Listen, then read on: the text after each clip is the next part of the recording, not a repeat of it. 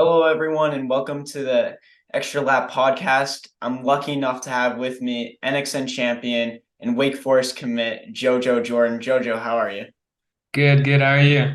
Doing great. So, JoJo, we put on our story a few days ago to ask questions to you, and you guys blew it up. You guys asked a million questions, which is a good problem to have, but stay tuned. We'll get into that in a little bit. But first things first, JoJo, congrats on NXN.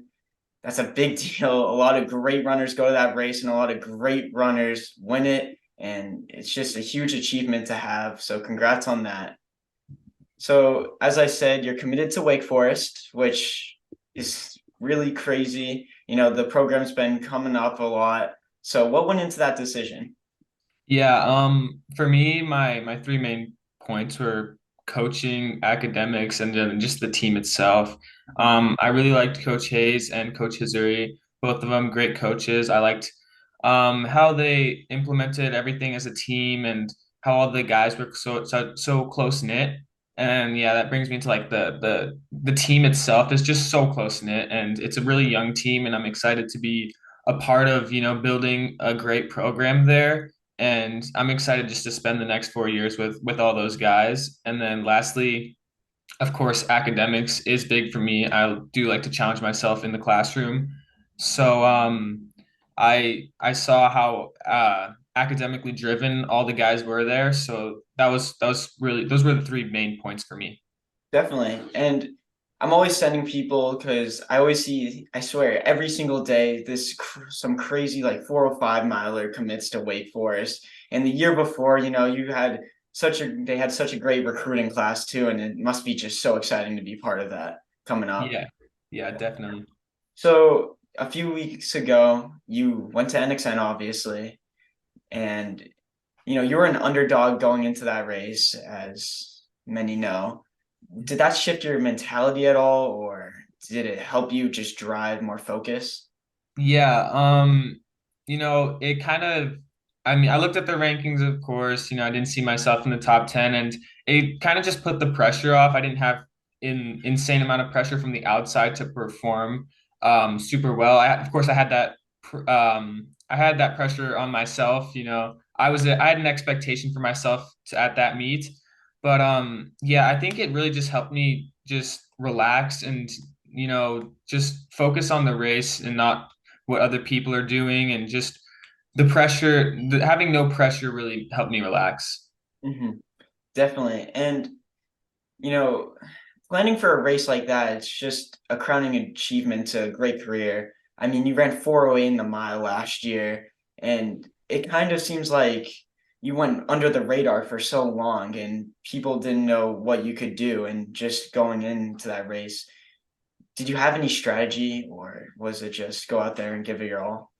Yeah, my coach wanted me to like hang back off the lead through 4 800, and I probably took the lead a little earlier than he wanted me to. He wanted me to probably go with like maybe a K to go, but I decided I was feeling good. I wanted to push it from farther out than that. Don't know if he would have agreed with that at the moment, but I went for it, and then I mean, right around the K, maybe a little more to go. I really hit the gas, and no one really went with me, and I kind of broke away. And at that point, I really thought that I had a shot at winning, so I just tried to go as hard as I could from around a K out and to see if I could hold on. Yeah, definitely. I mean, I think mostly days after videos just surfaced of you were basically swimming out there, right? Did that affect it at all, or were you just ready to go? Yeah, I know some of the guys didn't know there was that like giant puddle before the race. I had the opportunity of knowing that it was there, and I was ready for it. Um, but I thought I don't think it affected me that much. I mean, it was just a couple steps. You got to get your knees up high, but Yeah. overall, I think it was a lot of fun. Just added a little more fun to the course. I've never seen that at NXN. I wasn't expecting it, but it was fun. Hey, it wasn't a cross country race. That cross country race alone, nothing was going to be like that, hopefully. No one extends like that. Well, the last question I got before we get into everyone's else's questions is if you were to do any sport outside of running, what would it be? I played tennis for an extremely long time, and it's just something I love to do. I had to pick either running or tennis, and I ended up choosing running. But yeah, if there was any sport, I would definitely go back to tennis. Definitely. That's pretty cool. Yeah. So these questions you guys asked, I would say 25% of them were about Fortnite for some reason. So Jojo, are you hiding something? Like, are you a gamer on the side? What's going on, man? I definitely do play Fortnite. The game I enjoy. I play with all my teammates. Yeah, it's just a really fun game. My teammates and I, we were playing trios the other day, and we dropped 45 kills. So And we we take the game pretty seriously, and we play on the weekends as a team. It's a lot of fun. Jojo, I don't know if you can admit to this, but what do you take more seriously? Going into a Fortnite game or NXN? Definitely NXN, but I Fortnite just makes me rage so much that sometimes it's not fun. But Yeah. yeah, I mean, I love playing with my teammates. It's just a great time. I'm not trying to have you call anyone out in the running community, but how would you rank yourself in your Fortnite game? Did you play against any of them or? I don't play against a lot of runners. I know I do play with the some of the Harriman guys and some of the American Fork guys. There's some guys I play with, but Hmm. I don't know what I rank in the cross country tier. Well, so on to the other questions. One of the most common questions is what is your training like? How many miles a week or what's the workouts looking like? Yeah, so during the summer, probably around 55 to 60, and then just I personally did not double at all this entire season. That was something that I just didn't really do. Hmm. Um I run 6 days a week, so it's like an average of 10 miles a day. There were days where I would have a 30-minute run and run 4 miles. So Hmm. it's really it wasn't crazy. Hmm. Uh Anywhere from 55 to 60 throughout the season. Later in the like during the championship season, 40 to 50 around that area. No like staple workouts that I did. Just tried to get a lot of work on the some thick grass, wood chips, and all that stuff to try to stay off the track as much as I can during the cross country season because I know having that already having the knowing the feeling of my legs getting heavy in a workout Hmm. and not panicking during a race if I feel the same thing really just helped me. When it came to, NXN and NXR where it was muddy, I was ready for that. And I think it really played my advantage, but no crazy workouts. I do like long runs. I think I did a 14 or 15 mile long runs, probably an average of 13-mile long runs. I do go by minutes. So it's like around 90, 85, 90 minutes. It depends. But yeah, no staple workouts and no insanely high mileage. Hmm. You kept it pretty calm and just rolled with it. Definitely. So another question was, what's your routine? How do you stretch before a race? I don't stretch, before runs. I do stretch sometimes after. I do use the roller a lot. That's one of my big like recovery things. I use a roller almost every day, roll out. That's something big for me. I do core multiple times a week at every other day is core and twice a week I do go to weight I have a we our, as a team we go to a weight training facility and have a personal trainer for us and that's something that's been big on helping me I'm gonna have that shift when I go to Wake Forest with doing weights having academics and all of that just really it's been really good to get ready for that shift that I am going to have once I do go to college. Definitely. And I think this one's going to be a yes to this question, but did the last 100 meters hurt at NXT? Yeah, they definitely did, and I was running scared down the straight because I knew both Cameron Todd and Nathan Neal were gonna close on They're me. they're going for it. Yeah, they I knew they had the ability to close on me, so I mean I did keep looking back, but Yeah.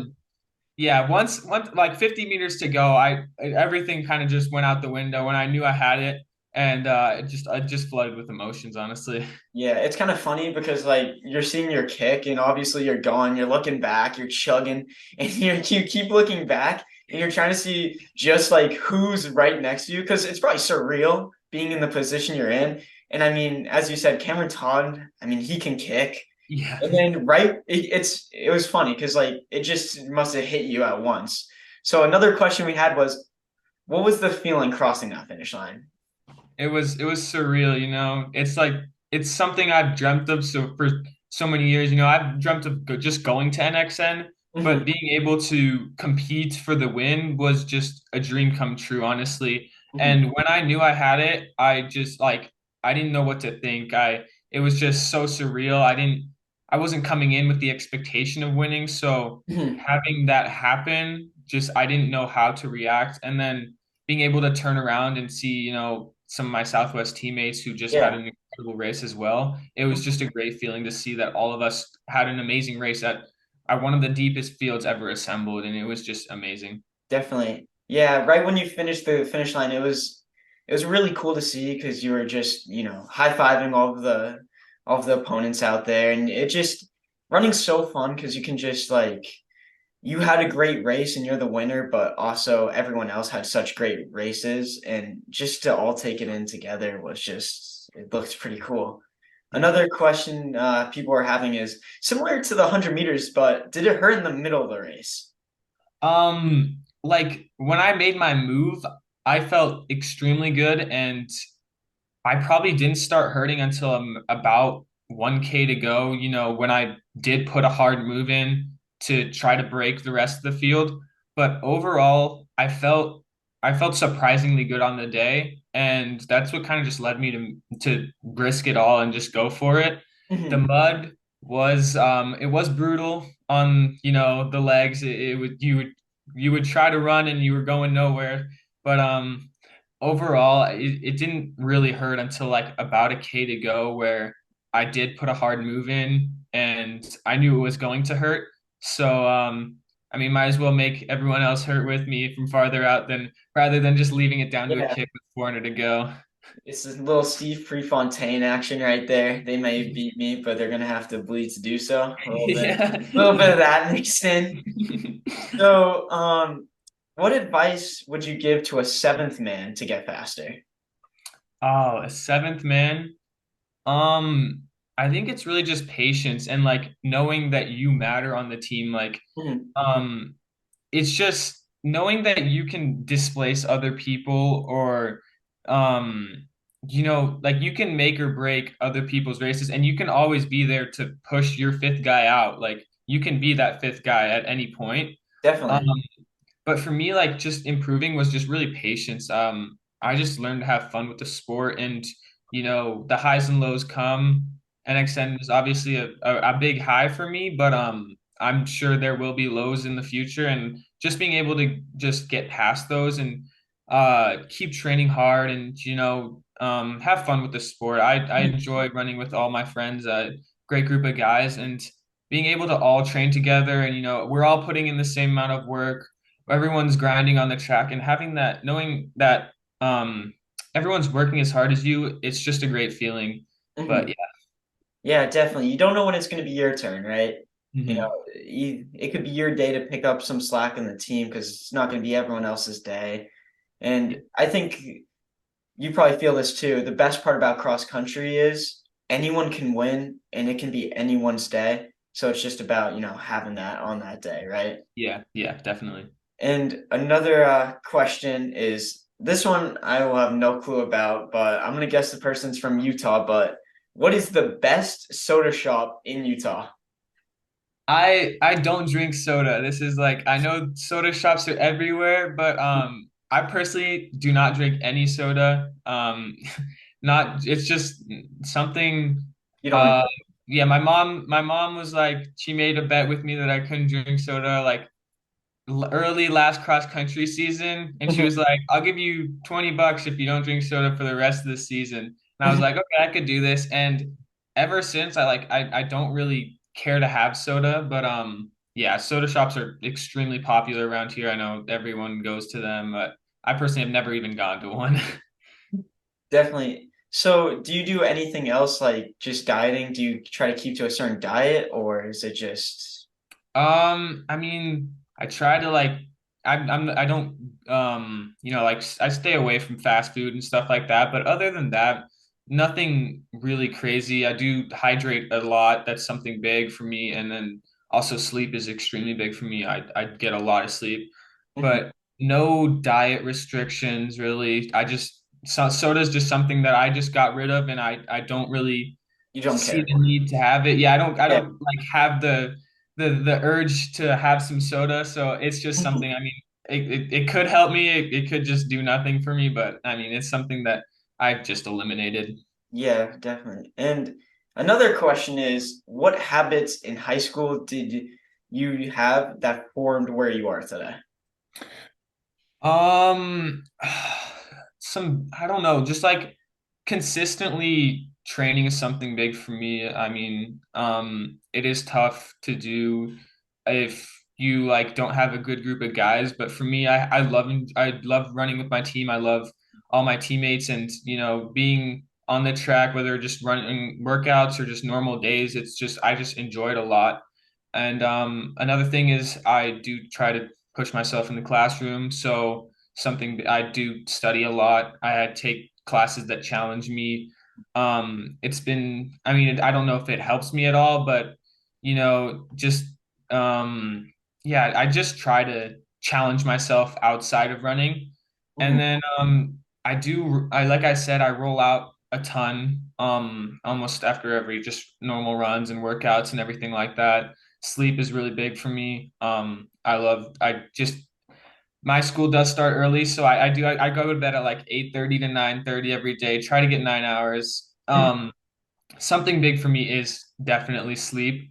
And then my mom is a massage therapist, so I do get massages like once or twice every 2 weeks, and it's just great.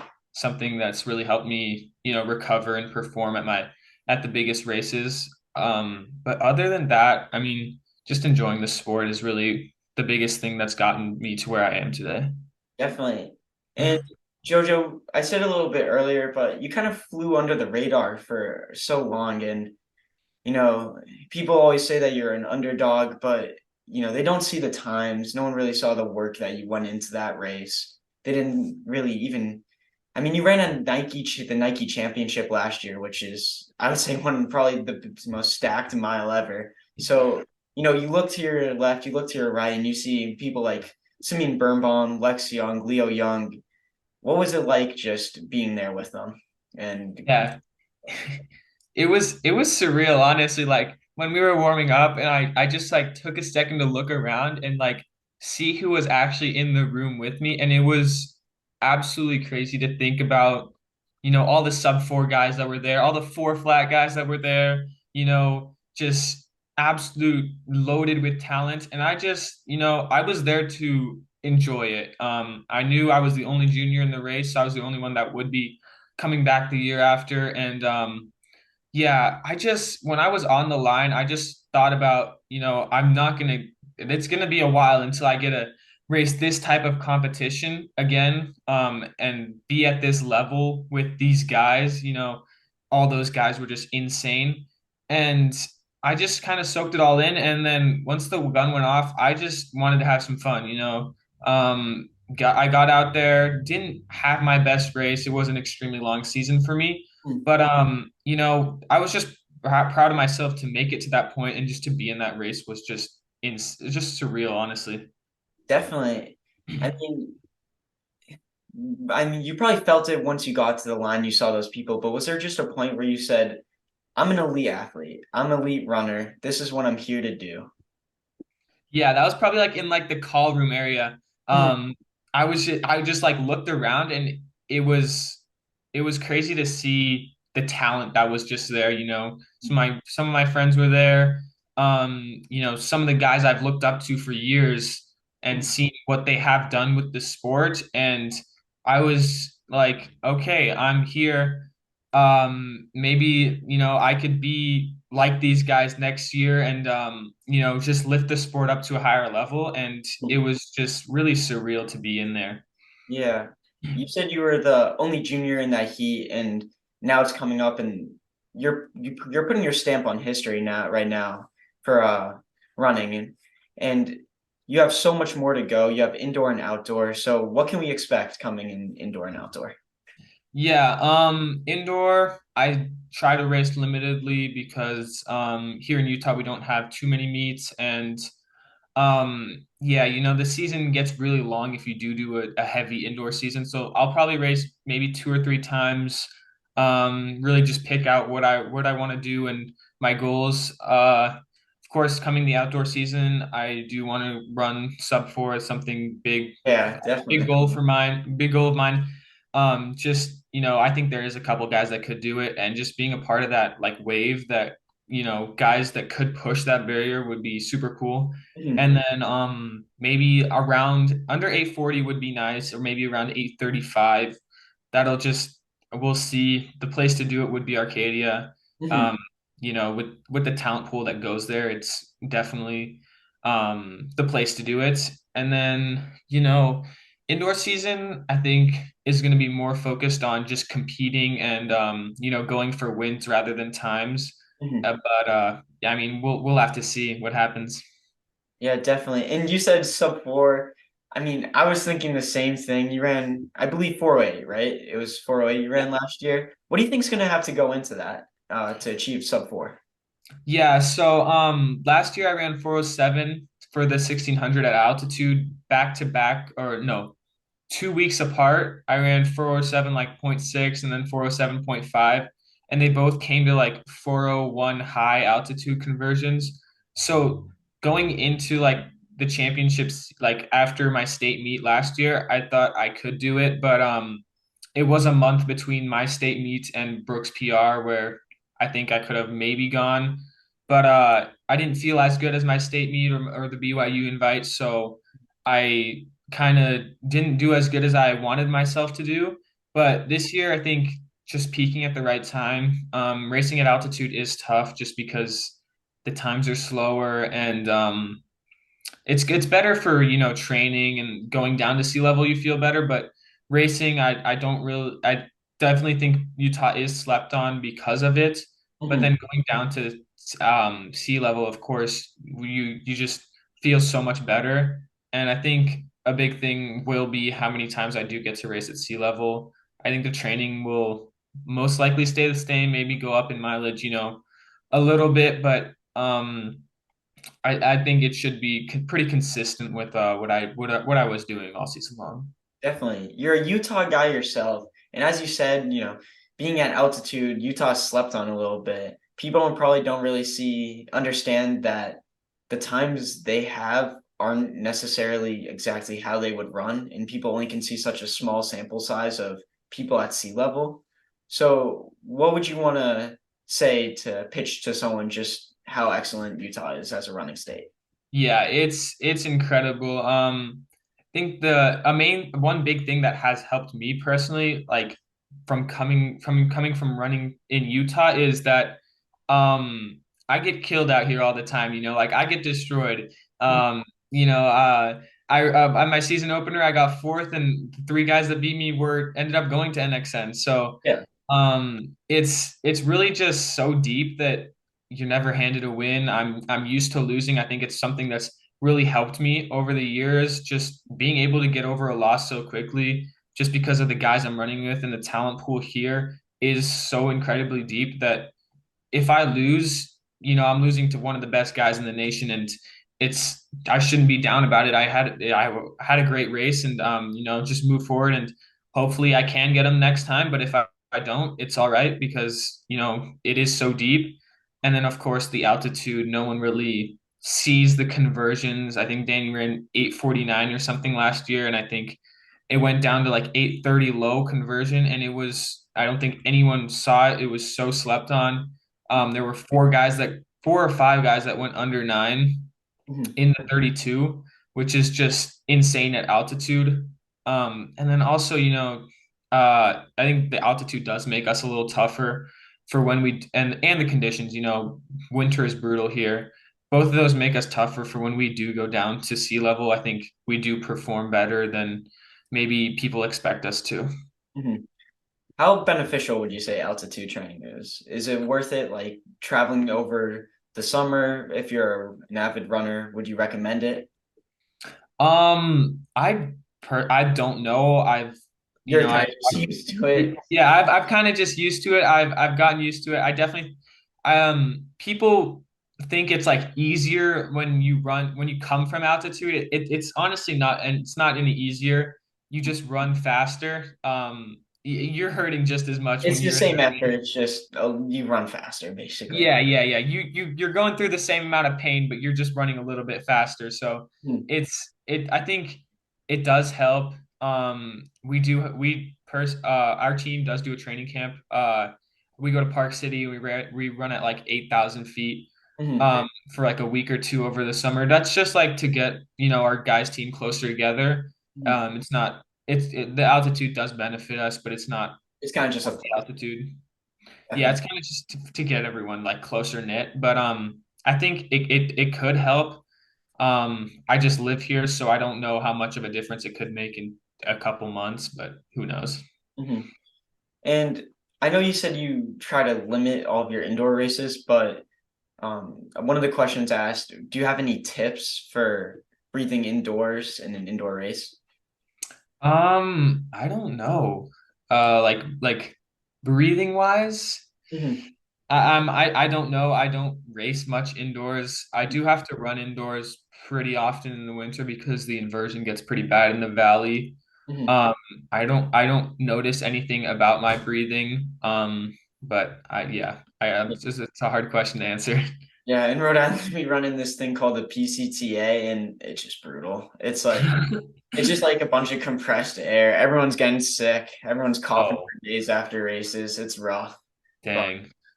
definitely. And you're going on to run at Wake Forest next year. Do you have any goals for your college career? I know it's 4 years, seems like a lot of time, but in that time. Yeah, I just want to enjoy my time, really have fun with the team. And, if we could get close to a national title as a team in cross country, I think it would be great. I Mhm. think there is an amazing group of guys that could do it.